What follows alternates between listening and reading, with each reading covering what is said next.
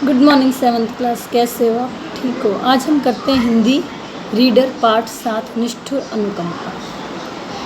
शान और शौकत का झूठा दिखावा करने से क्या बुरे परिणाम हो सकते हैं? किसी को सही राह दिखाने के लिए हम क्या प्रयास कर सकते हैं और अपना सच्चा हितैषी हम किसे मानेंगे? इन सभी सवालों के जवाब के लिए हमें ये पाठ पढ़ना है।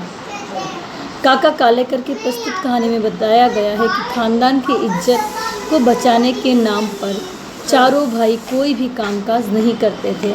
उनके घर में आया हुआ अतिथि इस स्थिति को देखकर उन्हें एक सबक सिखाता है।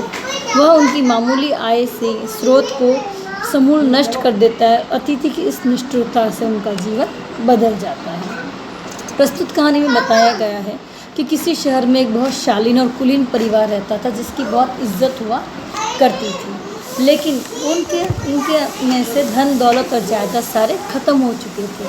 चारों भाई पढ़े लिखे हुनरमंद थे, लेकिन वे फिर भी अपनी इज्जत बचाने के चक्कर में कोई भी नौकरी नहीं करना चाहते थे। अब उनके ऊपर गरीबी दिनों दिन बढ़ती गई, कर्जा बढ़ता गया, लेकिन करें क्या? खानदान की इज्जत का सवाल था, इसलिए वो नौकरी नहीं करना चाहते थे। उनके घर के बगीचे में एक सहीजन एक फली का नाम है जिसकी सब्ज़ी बनाई जाती है, उसका पेड़ था। रात को एक भाई पेड़ पर चढ़ता और वहाँ से सहीजन की फलियाँ तोड़ता। कुंजड़ी एक सब्ज़ी बेचने वाली को कहते हैं, वो आती, उन फलियों के दाम देती और उससे उनका गुजर बसर चलता था। एक बार एक दिवाली पर उनके घर में मेहमान रहने आए। ठीक है, मेहमान रहने आए और गरीबी तो थी उनके घर में, गरीबी उनके घर में थी, लेकिन वो करे क्या? मेहमान को भी तो उन्हें रखना था ना। तो उन्होंने ठीक है, उन्होंने कहा, जब भोजन तैयार हुआ तो पहले भाई ने कहा मेरा सोमवार का व्रत है, दूसरे ने कहा मुझे किसी शादी में जाना है, एक ने कहा मेरे पेट में दर्द है, और चौथा भोजन करने बैठा, लेकिन जब भी कुछ परोसने के लिए आता तो मना कर देता कि मुझे नहीं खाना है।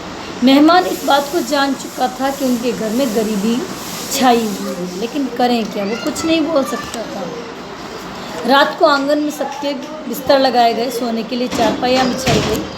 सारे भाई उसमें सो गए मेहमान के साथ। आधी रात के बाद कुंजड़ी आई। छोटा भाई बड़ी सावधानी से पेड़ पर चढ़ा। कुंजड़ी आई, उससे सहजन की फली उसे दी।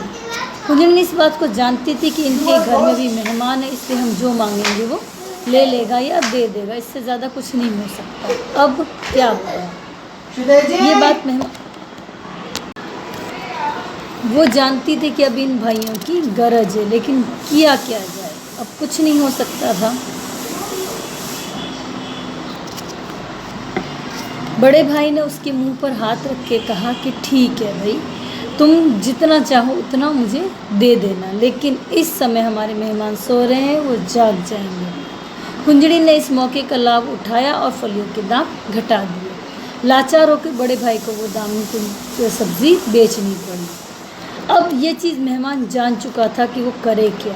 ठीक है, मेहमान ने जैसे तैसे वो रात बितानी चाहिए, पर उसे नींद नहीं आ रही थी, इसलिए वो चुपचाप उठा और उसने कुल्हाड़ी से उस पेड़ को काट दिया और चुपचाप मुँह अंधेरे उस घर से चला गया। लेकिन अब क्या किया जाए? चारों भाई एक दूसरे के साथ बात करके उस मेहमान को कोसने लगे, अब क्या किया जाए? लेकिन वो शहर का बहुत प्रतिष्ठित और अच्छा परिवार था, इसलिए उन लोगों ने क्या किया कि एक जगह नौकरी करने की सोची। वो सारे भाई आपस में एक दूसरे को उसको मेहमान को कोसने लगे, लेकिन अब क्या करें? तो उन्होंने अपनी इज्जत को बचाने के लिए किसी न किसी के यहाँ नौकरी की, हाथ फैलाया। अगर अब गुजारा चलना मुश्किल हो गया तो इससे काम तो ढूंढना ही पड़ेगा। अब चारों तरफ उन भाइयों की इज्जत बहुत अच्छी थी, वो इसलिए वो भाई ईमानदारी के लिए भी बहुत फेमस थे, तो उन भाइयों को सबने नौकरी पर रख लिया। अब उनका घर अच्छा चलने लगा, उन्हें किसी भी चीज़ की कोई कमी नहीं रहने लगी। अगले साल दिवाली पर फिर वही मेहमान आया और उसने इस चीज़ को माना कि वो मैंने काटा था। तब उन भाइयों ने उन्हें कहा कि ठीक है, तुमने हमारी दरिद्रता, हमारी बदकिस्मती को काट दिया, नहीं तो हम यही सोचते कि हम कैसे कहीं जाकर नौकरी करेंगे, इसलिए तुम्हारा शुक्रिया। अब आप इस पाठ को पढ़ोगे, समझोगे और फिर इसका अभ्यास कार्य अपनी किताब में करो।